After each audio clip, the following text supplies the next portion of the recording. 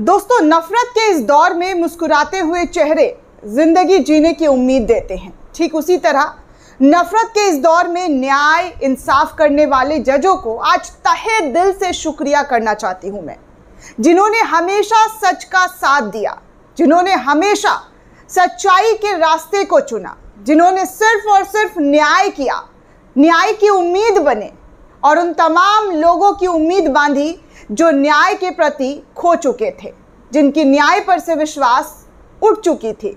उस उम्मीद को मेरा शुक्रिया, उस फैसले को मेरा शुक्रिया, साथ ही साथ जस्टिस डी.वाई. चंद्रचूड़ को और उनकी बेंच में शामिल 2 जज जे.बी. पारदीवाला और जस्टिस मनोज मिश्रा को शुक्रिया, जिन्होंने 4th पिलर ऑफ डेमोक्रेसी को बचाने के लिए आगे आए और सच का साथ दिया। करोड़ों जनता की उम्मीद की किरण बनने के लिए तहे दिल से आप तीनों जजों को सलाम है मेरा, सैल्यूट है मेरा कि जज आपकी तरह हो, आपके जैसे हो जो सच्चाई के रास्ते पर चले। आजकल दोस्तों, पत्रकारिता करना आसान नहीं है। हर दिन गिरफ्तारी की तलवार सर पर लटकती रहती है। सच्ची पत्रकारिता की मैं बात कर रही हूं दोस्तों, गुलामी और दलाली वाली नहीं, आम इमली वाली पत्रकारिता की मैं बात बिल्कुल भी नहीं कर रही हूं। सच का साथ देने वाले, सच को उजागर करने वाले पत्रकारिता की बात कर रही हूं। आपको सच दिखाने और हिम्मत से सरकार से सवाल पूछने वाले पत्रकारिता की बात कर रही हूं कि कैसे पत्रकार को कौन सी धाराएं लगाकर कौन से जेल में डाल दिया जाए, ये किसी को नहीं पता। ठीक वैसे ही पत्रकारिता करते हुए आपको याद होगा कि हम सभी ने जो सच्चाई दिखाते हैं, मणिपुर को लेकर पहले दिन से आपको वहां की सच्चाई दिखानी शुरू की, बतानी शुरू की। क्या हुआ, कैसे हुआ, हमने आपको हर रोज अपने चैनल पर दिखाया है कि मणिपुर में क्या स्थिति है। इसी को लेकर एडिटर गिल्ड्स की तरफ से भी मणिपुर के हालात पर एक टीम भेजी गई थी और उस टीम ने जो सच दिखाने का साहस किया उसको सरकार ने घेर लिया। दोस्तों, बीजेपी और उसके गठबंधन वाली सरकार ने एडिटर गिल्ड्स पर एफआईआर कर दिया। हमेशा की तरह सच बोलने वालों पर एफआईआर की तलवार लटका दी। मणिपुर की जातीय हिंसा में दोस्तों, मीडिया कवरेज को लेकर एडिटर गिल्ड्स ऑफ इंडिया ने एक फैक्ट फाइंडिंग टीम को गठित किया था और उस टीम को मणिपुर भेजा था, जिसकी जांच रिपोर्ट आई तो मणिपुर सरकार को बहुत मिर्ची लग गई, तिलमिलाहट सी होने लगी कि सच कैसे जनता के सामने आ गई। उसने गिल्ड के अध्यक्ष और 3 सदस्यों पर एफआईआर करा दिया। जी हाँ, मणिपुर की सरकार ने पत्रकारों पर एफआईआर करा दिया। मणिपुर सरकार की इस मनमानी हरकत को सुप्रीम कोर्ट में चुनौती दी और इस चुनौती में जो 3 जजों का गठन हुआ, 3 बेंच का, जिसमें जस्टिस चंद्रचूड़, जे.बी. पारदीवाला और जस्टिस मनोज मिश्रा की पीठ ने सीआई सदस्यों की रिट याचिका पर मणिपुर राज्य को नोटिस जारी करते हुए आदेश पारित कर दिया। आदेश में कहा गया इन तीनों जजों की तरफ से कि एफआईआर के आधार पर फिलहाल कोई भी कार्रवाई नहीं होगी, किसी भी तरीके की कार्रवाई नहीं होगी। इस मामले की सुनवाई अगले सोमवार को होने वाली है।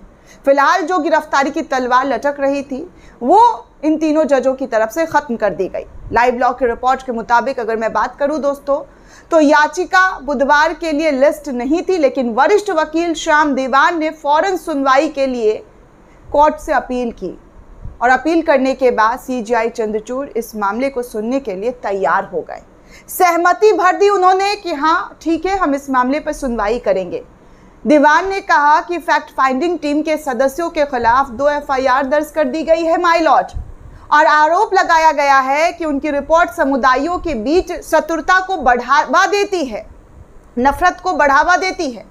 लाइव लॉ के मुताबिक अगर मैं बात करूं तो सुप्रीम कोर्ट के बेंच में शुरू में समिति सुरक्षा देकर रिट याचिका का निपटारा करने की इच्छुक थी ताकि याचिकाकर्ता हाईकोर्ट का रुख कर सके। ऐसा भी हुआ है कि जो याचिकाकर्ता ने जो काम किया था उसके खिलाफ जो है सरकार के वकीलों की तरफ से हाई कोर्ट जाने का भी ये तरीका जो है अपनाने की कोशिश की गई, लेकिन वकील श्याम देवान ने कहा कि किसी और ने नहीं बल्कि खुद मुख्यमंत्री ने एक प्रेस कॉन्फ्रेंस में सीआई के खिलाफ आरोप लगाए हैं माय लॉर्ड। यहाँ तक ये भी कह दिया है, सीआई ने भड़काऊ बयान दिए हैं।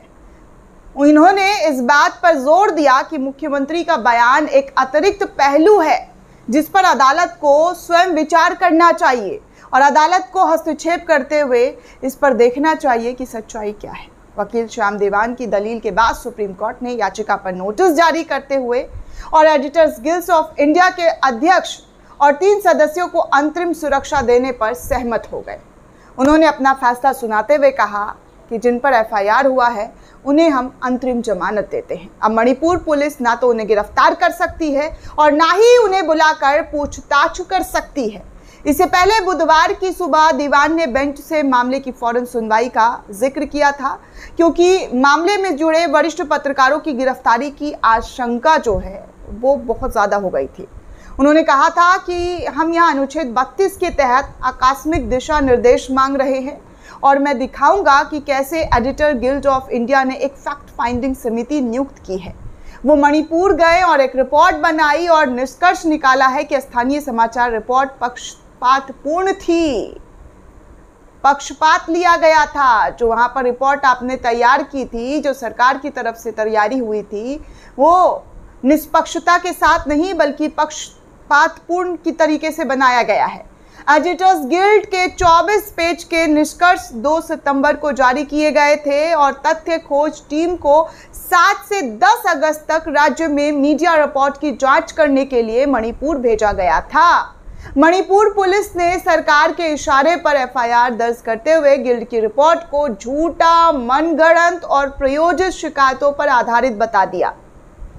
मणिपुर सरकार इतना परेशान है कि खुद मुख्यमंत्री ने प्रेस कॉन्फ्रेंस में इसकी जानकारी दे रही है कि एडिटर गिल्ड्स ऑफ इंडिया जो है वो झूठ और धार्मिक खबरें फैला रहा है।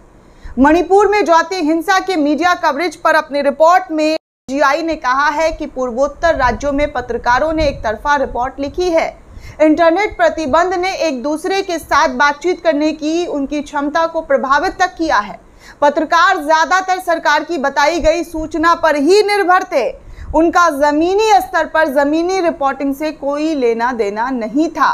पत्रकार ज्यादातर सरकार के ही बोले गए रास्तों को उन्होंने लिख दिया, छाप दिया, बता दिया। राज्य सरकार ने जातीय संघर्ष में पक्षपातपूर्ण भूमिका निभाई है। गिल्ड की 3 सदस्यीय टीम में डीजीआई सदस्य सीमा गुहा, भारत भूषण और संजय कपूर जैसा नाम शामिल था।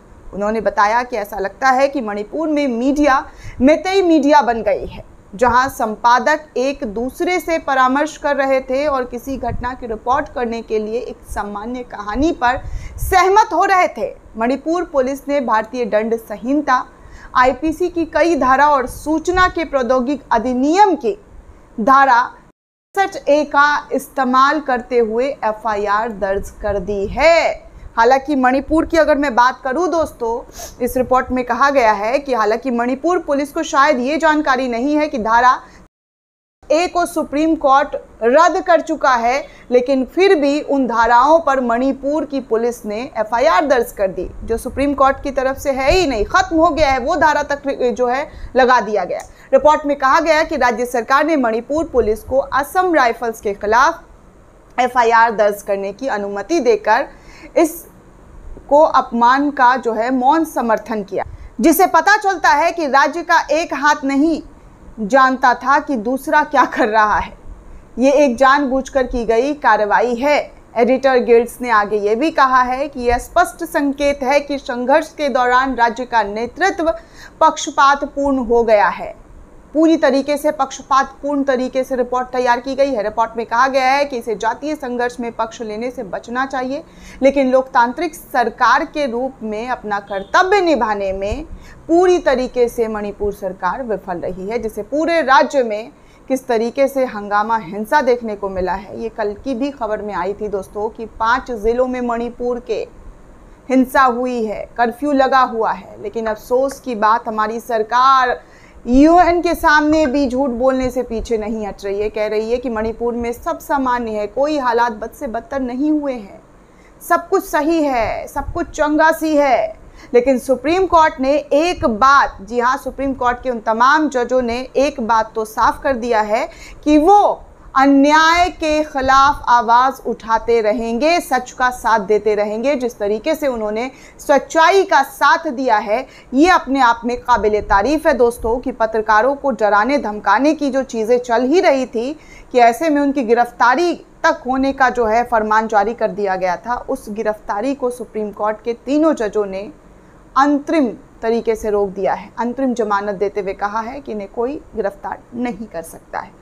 दोस्तों, इस पूरे रिपोर्ट को लेकर आप क्या सोचते हैं, आपकी क्या प्रतिक्रिया, हमें कमेंट करके ज़रूर बताइएगा। साथ ही साथ चैनल को सब्सक्राइब करना बिल्कुल भी ना भूलें।